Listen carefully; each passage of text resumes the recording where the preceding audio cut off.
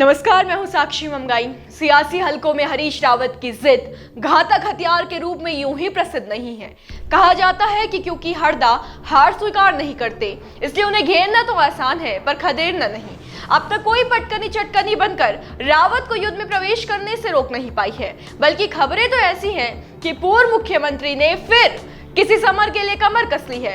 अब किस जंग के रंग उत्तराखंड की फिजाओं में मिल रहे हैं और कैसे ये कांग्रेस में भूचाल ला सकती है, आज इस पर तो हम बात करेंगे ही।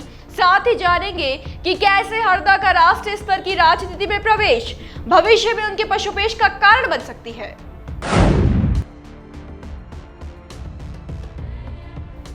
बताएं कि पिछले कुछ दिनों से पूर्व मुख्यमंत्री हरीश रावत सुर्खियों का केंद्र बने हुए हैं। कुछ दिनों पहले हरीश रावत अपने विधायक पुत्री का समर्थन करने हरिद्वार पहुंचे थे, जहां बादराबाद थाने के बाहर उनका धरना चर्चाओं में आया।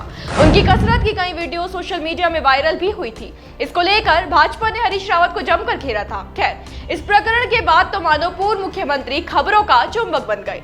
पहले तो कांग्रेस की संचालन समिति में उत्तराखंड से अकेले उनका नाम आने से हलचल मच गई। इसके बाद रावत के हरिद्वार और अल्मोड़ा से जुड़े एक पोस्ट ने बाकी की कसर पूरी कर दी। एक एक करके दोनों मामलों को समझते हैं। शुरुआत संचालन समिति की लिस्ट से।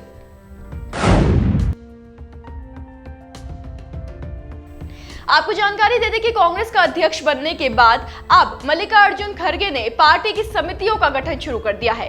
इसी कड़ी में खड़गे ने कांग्रेस की संचालन समिति का भी गठन किया। ये क्यों खास है वो समझिए। देखिए, कांग्रेस के नए निर्वाचित अध्यक्ष मल्लिकार्जुन खड़गे ने पदभार संभालने के साथ ही पहली कार्य समिति को भंग कर दिया, यानी नए कलेवर के साथ कांग्रेस की नई टीम बनाने की ओर पहला कदम रखा। इसके बाद नए अध्यक्ष की ओर से पार्टी के कामकाज के लिए संचालन के लिए 47 सदस्यीय स्टीयरिंग कमेटी गठित की गई। इस कमेटी में राज्यों से चुनिंदा लोगों को जगह दी गई। हरीश रावत का नाम सूची में 11वें स्थान पर होना पार्टी में एक बार फिर उनके ओहदे को बता रहा है।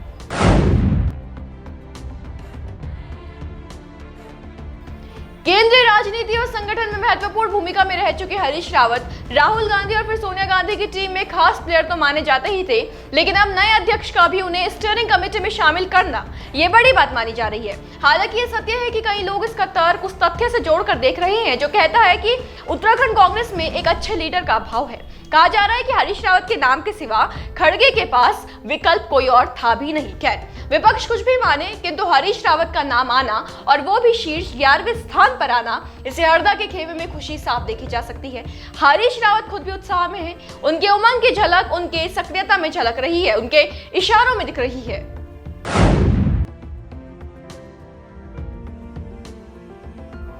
राजनीतिक नक्षत्रों की गणना कहती है कि जल्द ही कांग्रेस में कोई भूचाल आने वाला है।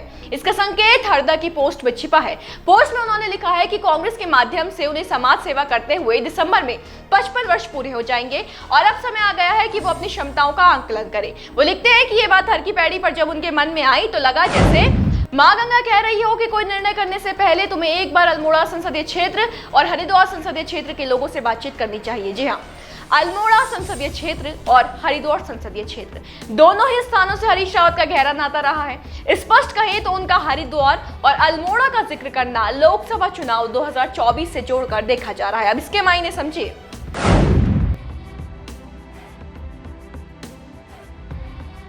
जी हाँ, हरीश रावत की पोस्ट के जो मायने निकाले जा रहे हैं, सियासी जानकार लोकसभा चुनाव को लेकर जो अनुमान लगा रहे हैं, यदि उसमें सत्यता हुई तो कांग्रेस में नया तूफान आने में देर नहीं लगेगी। देखिए, लोकसभा चुनावों में अभी समय है, लेकिन पार्टी के भीतर और बाहर बिसात बिछने लगी है, वो भी बहुत पहले से। आपको याद होगा, हरीश रावत से पहले हरक सिंह रावत भी हरिद्वार संसदीय क्षेत्र को लेकर अपनी मंशा जाहिर कर चुके हैं। ऐसे में सबसे बड़ा सवाल यहाँ पर यह खड़ा होता है कि ऐसे में जब पूर्व मुख्यमंत्री हरीश रावत को संचालन समिति में विश्वास के साथ जगह दी गई है, पार्टी में समन्वय स्थापित करने की उनकी जिम्मेदारी अधिक बढ़ गई है, तो हरदा भविष्य की संभावित कलह को कैसे टालेंगे, इरादे और दायित्व के पशुपेश से कैसे निपटेंगे। इसी सवाल के साथ आज विदा ले रहे हैं। नई अपडेट लेकर फिर हाजिर होंगे। बस बने रहे देवभूमि इनसाइडर के साथ। आज ही डाउनलोड करें देवभूमि इनसाइडर ऐप।